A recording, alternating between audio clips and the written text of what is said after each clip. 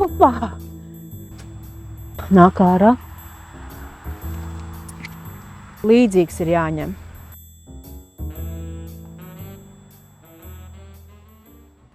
Čau, Sandra! Čau! Šodien uz lauku, ne līdmašīnā, vai ne? Vai ne?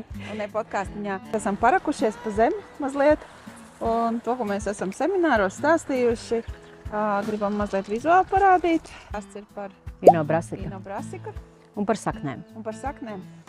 Un kā redzam, šeit ir slikts Wi-Fi, un tur ir 5G Wi-Fi.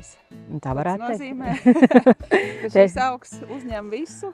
Lielāka saķera ar visumu, jā, un vairāk ir mazās piesaknītes.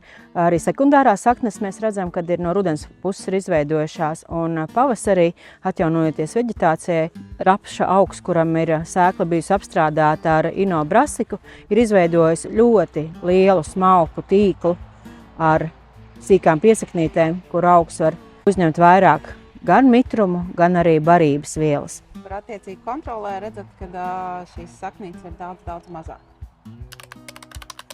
Un tā ražas pieaugums veidojās. Viss notiek augsnē.